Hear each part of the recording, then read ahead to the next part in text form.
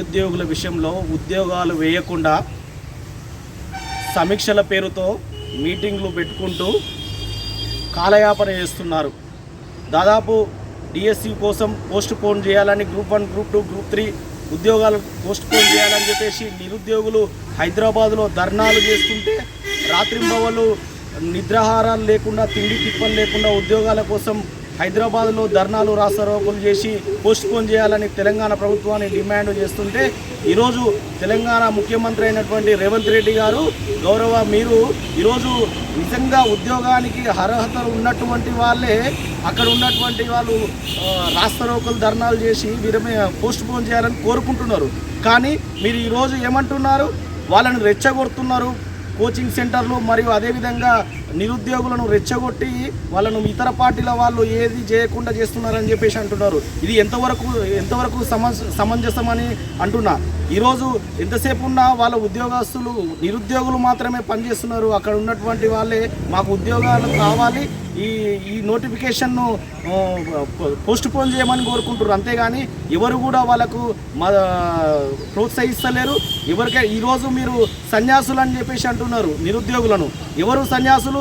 ఆనాడు తెలంగాణ టీఆర్ఎస్ కేసీఆర్ ప్రభుత్వం ఉన్ననాడు ఇదే మీరు రేవంత్ రెడ్డి గారు పిసిసి అధ్యక్ష పదవిలో ఉండి మీ యొక్క సహచరులు ఈరోజు ఉన్నటువంటి మంత్రులు మీ పార్టీ కార్యకర్తలు ఆ రోజు అశోక్ నగర్లో ఆనాడు ప్రగతి భవన్ను మీద దాడి చేసి ధర్నాలు రాస్తారోకులు చేయలేదా? ఇదే నిరుద్యోగుల కోసం. మళ్ళీ ఆనాడు ధర్నాలు చేసినటువంటి అశోక్ నగర్లో రాహుల్ గాంధీ గారు వచ్చేసారు. మళ్ళీ వీళ్ళంతా సన్యాసులు గారా? అంటే మీరు ఒకసారి ఆలోచించండి. ఎవరైతే తెలంగాణ ప్రభుత్వం పైన ఆనాడు విమర్శలు చేసిండ్రో ఈరోజు గద్దెనెక్కి మీరే ఈరోజు మళ్ళీ ఇతర ప్రతిపక్షాలను విమర్శిస్తున్నారు. ఇది సమంజసం కాదు.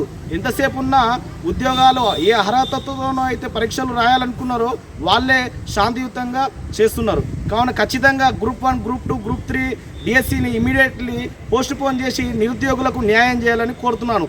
ఈరోజు అక్రమ అరెస్టులతోన ఈరోజు ముందస్తు అరెస్టుల పేర్లతో టీఆర్ఎస్ పార్టీ విద్యార్థి విభాగానికి సంబంధించిన నేను టీఆర్ఎస్ రాష్ట్ర నాయకులైనటువంటి నన్ను శ్రవణ్ కుమార్ను ముందస్తుగా ఈరోజు ఉదయం తెల్లవారుజామున తీసుకొచ్చి అరెస్టులు చేయడం జరిగింది.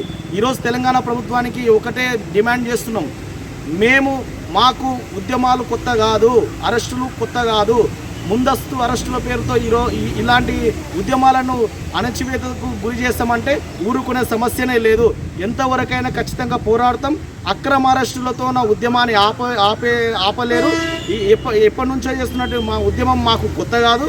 ఉద్యమం పేరుతోన మేము రాష్ట్రాన్ని సాధించిన వాళ్ళము టీఆర్ఎస్ పార్టీ నాయకులం, తెలంగాణ విద్యార్థి నాయకులం.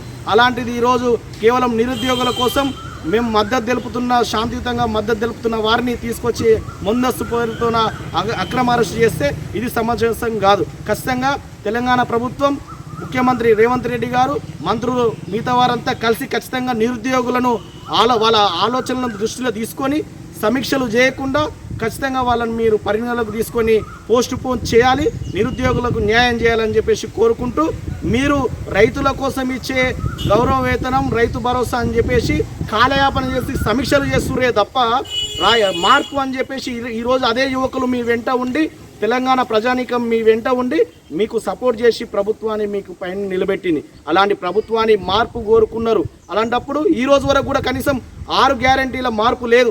నాడు ఎలక్షన్ల ముందు 6 గ్యారంటీల పేరుతోన మీరు ఇంటింటికి ఓ పత్రం ఇచ్చిండ్రు, 6 గ్యారంటీలు మేము నెరవేరుస్తామని. ఈరోజు ఫ్రీ బస్సు పేరుతోన కేవలం అదొక్కటే నెరవేర్చి 2500 మహిళలకు ఇస్తా ఉన్నాం. ఎక్కడున్నారు? స్కూటీలు ఇస్తున్నారు, ఎక్కడున్నాయి? ట్యాబులు ఇస్తున్నారు, చదువుకున్న వాళ్ళకి ఎక్కడున్నాయి?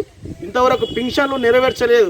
ఏ హామీలు మీరు సరిగా నెరవేర్చకుండా లాస్ట్కు చివరికి ఈ సంవత్సరం తెలంగాణ ప్రభుత్వం, కాంగ్రెస్ ప్రభుత్వం ఎక్కినెమ్మడే మేము నిరుద్యోగులకు 2 లక్షల ఉద్యోగాలు వేస్తామని చెప్పారు. ఎక్కడ పోయినా మీ 2 లక్షల ఉద్యోగాలు కాలయాపన చేస్తురే తప్ప మంత్రుల పేరుతోన ముఖ్యమంత్రికి మీరంతా సబ్ కమిటీలు వేసుకొని కాలయాపన చేస్తున్నారు తప్ప మీరు ఎక్కడ కూడా తెలంగాణ ప్రజానికానికి న్యాయం చేస్తలేరు, నిరుద్యోగులకు న్యాయం చేస్తలేరు.